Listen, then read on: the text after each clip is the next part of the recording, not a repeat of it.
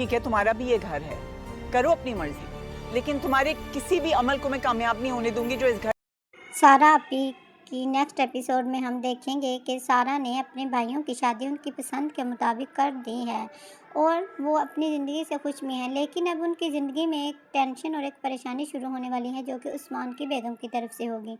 کیونکہ باقی دونوں بہویں تو سارہ کے کہنے کے مطابق ایڈجسٹ ہو چکی ہیں، جیسا ان کے بھائی چاہتے تھے ویسا بالکل ان کی بیگمیں ان پر عمل کرتی ہیں، لیکن عثمان کی بیگم اس کے بالکل الٹ ہوگی، وہ سارہ کی کسی بھی بات کو نہیں مانے گی، جس کی وجہ سے برہان اور عدنان بھی بہت پریشان ہوتا ہے۔ برہان کی بیگم بھی اس کو کہتی ہے کہ سارہ کے ساتھ جو کچھ بھی کیا ہے عثمان کی بیگم نے اسے نہیں کرنا چاہیے تھا، نہ ہی آپی کو اسے کچھ کہنا چاہیے تھا۔ وہ دونوں بہت پریشان ہوتی ہیں کہ گھر کے حالات بہت خراب ہوتے جا رہے ہیں سارہ اور عثمان کی بیگم کی وجہ سے، کیونکہ وہ دونوں ایک دوسرے کے بالکل اپوزٹ ہیں اور ایک دوسرے کے اصول کو نہیں مانتی، لیکن سارہ اس بات پر بضد ہوتی ہے کہ اس کے مطابق جو اس کے اصول ہیں اس کو کوئی نہ توڑے اور سارے اس پر عمل کریں۔ اب یہ دیکھنا ہے کہ کیا سارہ اس کو کامیاب کر لے گی کہ وہ اس کے اصول پر چلے، یا پھر اس کے گھر میں ایسی لڑائیاں ہوں گی کہ سارہ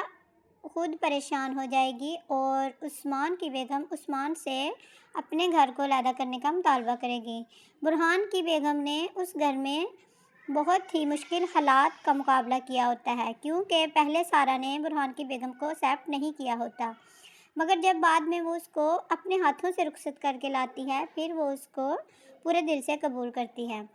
اور دوسری طرف عثمان کی بیگم آتے ہی سارہ آپی سے بدتمیزی کرنا شروع ہو گئی، جس کا عدنان کی بیگم کو بھی بہت برا لگا۔ عدنان کی بیگم بھی سارہ کی بہت رسپیکٹ کرتی ہے اور اب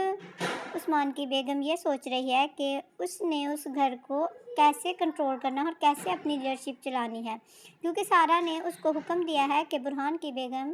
اب بیڈ ریسٹ پر ہوگی اور کام کے لیے اس نے عثمان کی بیگم کو کہا، لیکن وہ کہتی ہے کہ میں نے کبھی اپنے گھر بھی کام نہیں کیا، اس وجہ سے میں یہاں کام نہیں کروں گی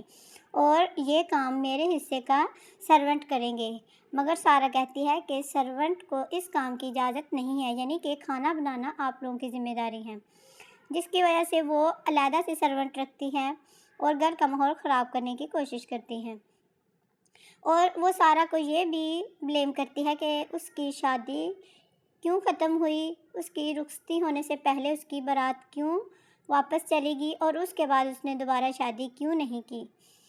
یہ بات وہ سب کے سامنے ڈسکس کر کے سارہ کو بہت ٹینشن میں ڈال دیتی ہے۔ اب دوسری طرف اس کی ماں تو پریشان ہوتی ہے، کیونکہ سارہ کا پرنسپل یعنی کہ اس کے جو اصول ہیں وہ بہت اسٹرکٹ ہے اور اس کی بیٹی ان اصولوں کی قائل نہیں ہے، تو وہ وہاں کیسے ایڈجسٹ کرے گی،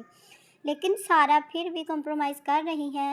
اور وہ عثمان کی بیگم کو سمجھاتی ہے اور اس کو بار بار موقع دیتی ہے کہ وہ دوبارہ ایسی غلطی نہ کرے، لیکن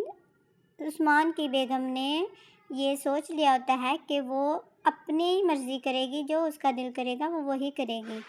اور اس کے کسی حکم کو نہیں مانے گی، جس کی وجہ سے ان کے گھر کا ماحول بہت بگڑ جاتا ہے اور